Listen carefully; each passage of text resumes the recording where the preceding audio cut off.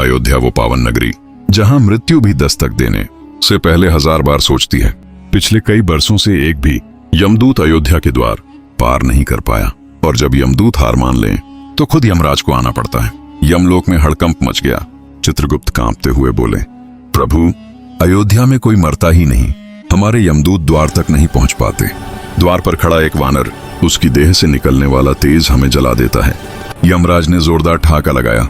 पूरा यमलोक कांप उठा। हनुमान, वो बंदर, मैं काल हूं, महाकाल को भी ले आऊंगा, देखता हूं कौन रोकता है मुझे। यमराज अपने काले महिष पर सवार होकर अयोध्या की ओर चल पड़े। अयोध्या का मुख्य द्वार। हनुमान जी शांत भाव से खड़े हैं। यमराज गरजे, हट जा बंदर, मैं श्री राम से मिलने आया हूं, उनकी लीला पूर्ण हो चुकी है। हनुमान जी ने प्रणाम किया, फिर दृढ़ स्वर में बोले, हे धर्मराज, प्रभु की आज्ञा बिना यहाँ पत्ता भी नहीं हिलता। जब तक मैं जीवित हूँ कोई मेरे प्रभु को यहाँ से नहीं ले जा सकता। लौट जाइए। यमराज का अहंकार भड़क उठा।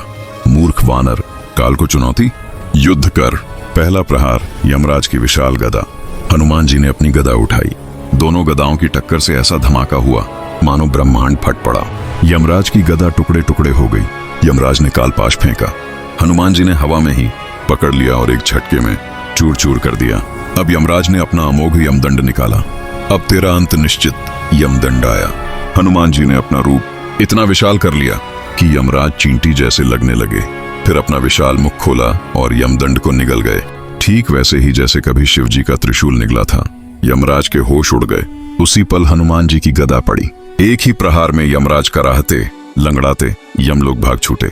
कुछ दिन बाद श्री राम सिंहासन पर बैठे अंगूठी से खेल रहे थे। अचानक अंगूठी हाथ से छूटकर फर्श की दरार में गिर गई। राम जी मुस्कुराए, हनुमान, मेरी अंगूठी गिर गई, जल्दी ले आओ। हनुमान जी सूक्ष्म रूप धारण कर दरार में कूदे, लेकिन अंगूठी उनसे भी तेज भाग रही थी। पूरी पृथ्वी के चक्कर लगाए, आखिर अंगूठी सुमेरु पर्वत की गुफा में जा गिरी। गुफा के द्वार पर एक और वानर पहरा दे रहा था। हनुमान जी बोले, मैं हनुमान हूँ। द्वारपाल हंसा, इतना पतला दुबला? असली हनुमान तो अंदर सिंहासन पर है। अंदर पहुंचे तो स्तब्ध रह गए। सिंहासन पर पिछले कल्प के अत्यंत विशाल दिव्य हनुमान विराजमान थे। उन्होंने कहा, हर कल्प में राम जी मुझे यही अंगूठी लेने भेजते हैं। यहाँ अंगूठियों का पहाड़ लग जाता है। ले, ये तेरी अंगूठी ले जा। इधर हनुमान जी लीला में उलझे थे, उधर यमराज दूसरी बार अयोध्या पहुंच गए। हनुमान जी ने देख आकाशवाणी हुई, हे धर्मराज, हनुमान के आने से पहले श्री राम आपका इंतजार कर रहे हैं।